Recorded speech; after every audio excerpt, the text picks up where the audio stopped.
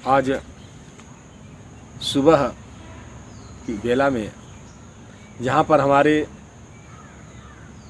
ऋषि मुनियों ने एक शुभ भाव को व्यक्त करने के लिए यह प्रातः काल को चयन किया और इस संदर्भ में सद्गुरु कबीर का अग्रणी स्थान है, जहाँ पर एक समाज में उसकी विषमता को देखकर अपने को रोकते नहीं हैं, वहीं भक्ति के क्षेत्र में भी सद्गुरु कबीर आगे बढ़ कर के अपनी बात को कहते हैं।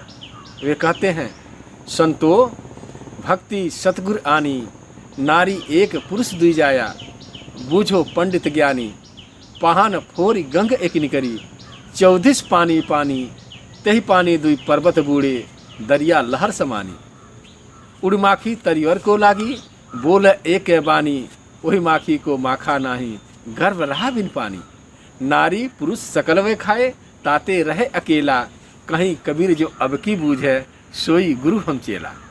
कबीर साहब कहते हैं कि भाई देखो, संतो भक्ति सतगुरानी, सतगुरु जब आते हैं सही में सतगुरु के रूप में, तो सतगुरु हमारे जीवन में क्या लाते हैं?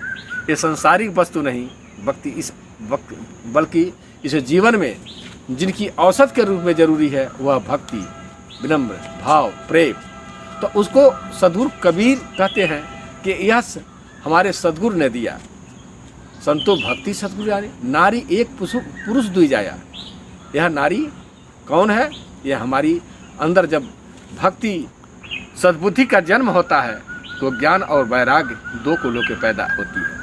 और जहाँ पर जीवन में ज्ञान और उसी की तरफ वैराग्य पैदा हो जाए तो जीवन में और क्या कहना है, चारों ओर खुशी ही खुशी, आनंद ही आनंद दिखाई देने लगता है। फिर सद्गुरु कबीर आगे कहते हैं,